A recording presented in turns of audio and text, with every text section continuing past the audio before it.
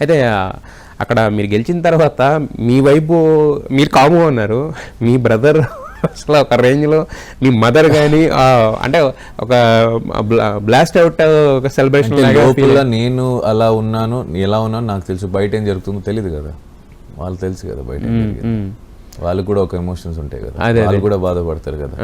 వాళ్ళు మా అమ్మ తమ్ముడు అదే చైర్లో కూర్చొని నువ్వు ఏడోకరా, ఎందుకు ఏడుస్తావురా, నువ్వు బాగా అనిపించవు అనే వ్యక్తి ఏడ్చాడంటే బయట ఎంత గోత్రు అయి ఉంటారు, ఎంత అనుభవించి ఉంటారు, ఏమేమి చేసి ఉంటారు, ఏమేమి మాట్లాడారు. సెలబ్రేషన్స్ చూడంగానే అది ఇంకా నేను ఆ ట్రోఫీ ఎత్తినప్పుడు నేను మా అమ్మని చూసినప్పుడు నాకు ఒక్కటే అనిపించింది, ఇది నాది కాదు వాళ్ళది, నన్ను సేవ్ చేసి నీ వారాలు నన్ను గెలిపించి నించోబెట్టారు, నిఖిల్ మలిక్కల్ అనేవాడు ఎవడు అని చూపించారు కదా, మా నన్ను ప్రేమించే జనాలది ఇది. ఆ బరువు ఎందుకంత బరువు ఉంది అని తెలిసింది నాకు ఆ ట్రోఫీ ఎత్తినప్పుడు, అదొక బరువు ఉంది. ఆ బరువు ఏంటి అన్నప్పుడు అర్థమైంది. బట్ మీ ఫాదర్ ఎక్కడ కూడా కనిపించలేదు అంటే బయట తర్వాత సెలబ్రేషన్స్ లో కానీ వాటిలో కానీ, తర్వాత సెలబ్రేషన్స్ లో ఉన్నారు కదా మా నాన్న, అంటే అక్కడ బిగ్ బాస్ హౌస్ లో ఇద్దరినే ఫ్యామిలీ నుంచి ఇద్దరినే లోపలికి రానిచ్చారు, వాళ్ళందరూ రూమ్స్ లో ఉంచేశారు. ఓకే ఓకే ఓకే, అందుకని చెప్పేసి. సో ఆయన రియాక్షన్ ఏంటి?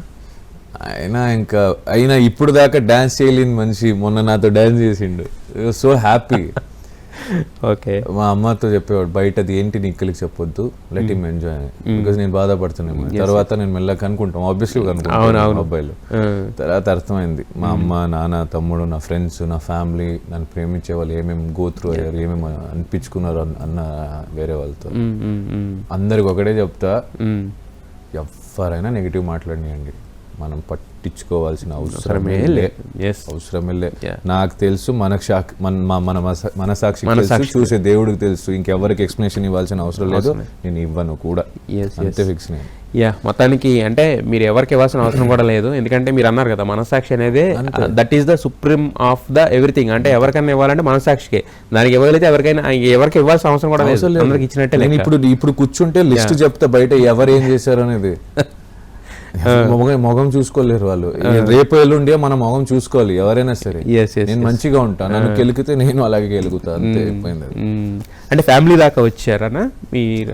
డైరెక్ట్లీ ఇండైరెక్ట్లీ ఉంటాయి కదా ఫేక్ అకౌంట్స్, ఇవన్నీ fan war kind of things. ఏదైనా చేసుకోండి, ఏదైనా చేసుకోండి, మీకు చేసుకోండి, నన్ను నా దగ్గరకైనా రండి, నన్నైనా బ్యాడ్ చేయండి, ఓకే, నేను పట్టించుకొని నాకు ఓకే. నా ఫ్యామిలీ, నా ఫ్రెండ్స్, ఇంకోరితో జోలికి వేరే వాళ్ళని లాగడము, ఇది తగ్గించుకుంటే మంచిది, లేదా నేను మళ్ళీ స్టార్ట్ చేస్తాను అన్నట్టు ఫీల్. ఎందుకంటే నన్ను నా మీద ఎంతైనా చెప్పండి, that's okay, because I can understand and I don't care about negativity. But నన్ను ఇష్టపడే వాళ్ళ మీద అటాక్ చేయడం అనేది నాకు నచ్చలేదు. ఒక చోట్ల మా ఛాన్స్ వస్తుంది, అప్పుడు మాట్లాడదాని ఊరుకున్నా, ఇంకా ఆపేయండి. ఓకే, ఇక్కడ లేదా ఛాన్స్ మీరు అలా కాదు, అది face to face. Okay okay, so ఎవరు చేస్తున్నారు అనేది కూడా తెలుసు, పేరు బయటకు వద్దులే ఇంకా. ఓకే, అంటే ఆ పర్సన్ బయట నుంచి ఏం చేశాడు, ఎందుకు చేశాడు అనేది తెలుసు కాబట్టి చెప్తున్నా. కెలకి వదిలేయండి, ఇంకా ఇప్పుడు దాకా ఆపేయండి, ఇంకెందుకులే ఫ్యామిలీ లాగకుండా ఉంటే బాగుంటుంది. కామ్గా నిఖిల్ మలిక్కల్ కూడా వార్నింగ్ ఇచ్చారంటే అది చాలా వార్నింగ్ అని కాదు, నా మీద వేసుకోండి, ఫ్యామిలీ లాక్కోండి. అదే నేను ఇష్టపడే వాళ్ళని లాగి మళ్ళీ అది అదే అండి, స్వీట్ వార్నింగ్ ఇచ్చాడంటే అదేదో కొంచెం గట్టిగా తగిలిన దెబ్బ అయి ఉంటుంది. చాలా బాధ వేసింది అది నాకు. ఆ పర్సన్ రేపు వచ్చి నాకు సారీ చెప్తే కూడా మర్చిపోతా, కానీ ఆపుకుంటే మంచిది, అంతే.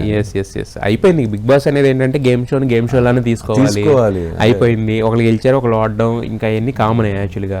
సో ఎవరు 22 మందికి ఇష్టపడే వాళ్ళు 22 మందికి కప్పివ్వరు కదా. అవును, ఎవరు అదే అంటున్నారు అనేది. ప్లస్ ఇంకోటి ఏంటంటే ఎవరికి ఉండే ఫ్యాన్ బేస్ వాళ్ళకు ఉంటుంది, ఎవరికి ఉండే జోన్ వాళ్ళకు ఉంటుంది, ఎవరికి వచ్చే ఆఫర్స్ వాళ్ళకి వస్తాయి. ఇక అది డిపెండ్స్ అపాన్ ఫేట్ మీరు అన్నట్టు.